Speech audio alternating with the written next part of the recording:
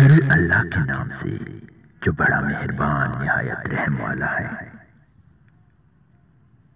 حضرت شیخ سعدی رحمت اللہ علیہ بیان فرماتے ہیں کہ راہ سلوک ایک چند سوار میرے پاس آئے اور ان کی ظاہری حالت اچھی تھی۔ عمرہ میں ایک شخص ان کے ساتھ بے حد عقیدت رکھتا تھا اور اس نے ان کا وظیفہ مقرر کر رکھا تھا۔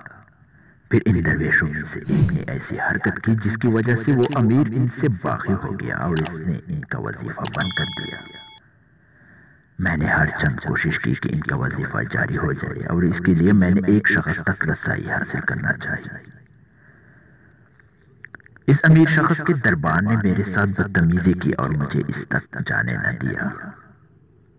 میں نے اس دربان کو بھی معذور جانا اور عقل مندوں کا قول ہے کہ امیر، وزیر اور بادشاہ کے دروازوں کا بغیر کسی وسیلے کے چکر نہ لگاؤ، کیونکہ کتا اور دربان جب بھی کسی اجنبی کو دیکھیں گے تو دربان اس کا گریبان پکڑیں گے اور کتا اس کا دامن پکڑ کر اسے کھینچے گا۔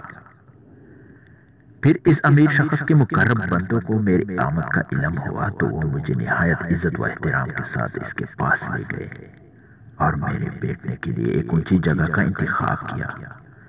میں نے عاجزی کا مظاہرہ کیا اور نیچے بیٹھنے کو ترجیح دی اور کہا میں ادنا سا غلام ہوں اور غلاموں کی جگہ پر ہی بیٹھنے کو ترجیح دوں گا۔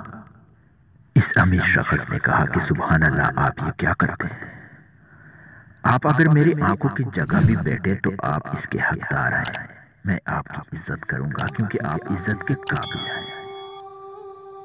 الغرض میں بیٹھ گیا اور ادھر ادھر کی باتوں کے بعد ان درویشوں کے مدعا کی جانب لوٹ آیا اور عرض کیا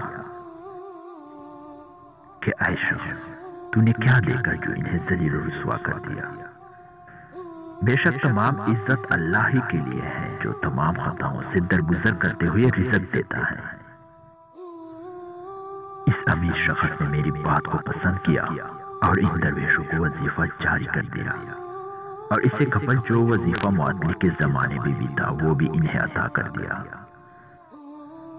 میں نے اس شخص کا شکریہ ادا کیا اور عذرائے ادب زمین چوم کر اس سے معذرت طلب کی اور کہا کہ خانہ کعبہ چونکہ قبلہ حاجات ہے، اس لیے لوگ دور دراز سے اس کی زیارت کے لیے آتے ہیں۔